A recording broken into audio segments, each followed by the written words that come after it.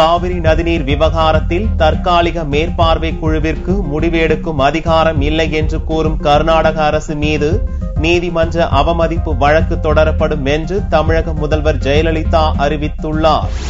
Kaveri delta மாவட்டங்களில் குறுவை சாகுபடி மேற்கொள்வது குறித்து தலைமை செயலகத்தில் முதல்வர் ஜெயலலிதா தலைமையில் ஆய்வுக் கூட்டம் நடந்தது. இதில் அமைச்சர்கள், தலைமைச் செயலாளர் ஷீலா பாலகிருஷ்ணன் மற்றும் உயர் அதிகாரிகள் கலந்து கொண்டனர்.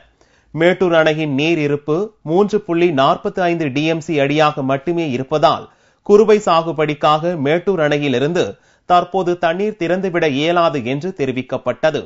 இதையடுத்து இந்த இக்கட்டான சூழ்நிலையில் நிலத்தடி நீரை பயன்படுத்தி டெல்டா விவசாயிகள் குறுவை சாகுபடியை மேற்கொள்வதற்கு வசதியாக ஞாயிற்றுக்கிழமை முதல் செப்டம்பர் மாதம் வரை மும்முனை மின்சாரம் வழங்கவும், நீரை எடுத்துச் செல்வதற்கு ஏதுவாக 6000 HDPE குழாய்கள் இலவசமாக வழங்கவும் முதல்வர் ஜெயலலிதா உத்தரவிட்டார்.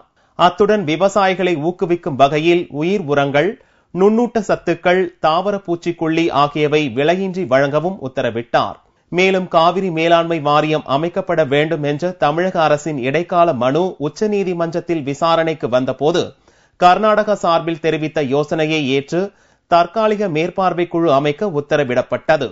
ஆனால் வியாழனன்று நடந்த இக்குழு கூட்டம் நடந்தபோது இக்குழுவே முறைப்படி அமைக்கப்படவில்லை என்றும், எனவே இக்குழு எந்த முடிவையும் எடுக்க முடியாது என்றும் கர்நாடகா சார்பில் தெரிவிக்கப்பட்டது.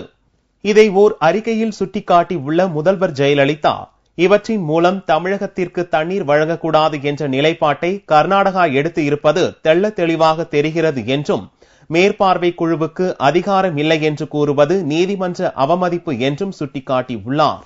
எனவே தமிழகத்தின் சார்பில் கர்நாடகா மீது நீதிமன்ற அவமதிப்பு வழக்கு தொடரப்படும் என்று தெரிவித்துள்ள முதல்வர் ஜெயலலிதா, காவிரி டிரிபியூனல் இறுதி தீர்ப்பின்படி உடனடியாக காவிரி மேலாண்மை வாரியம் மற்றும் நீர் முறைப்படுத்தும் குழு அமைக்க கோரியும் உச்சநீதிமன்றத்தில் மனு தாக்கல் செய்யப்படும் என்று அறிக்கையில் தெரிவித்துள்ளார்.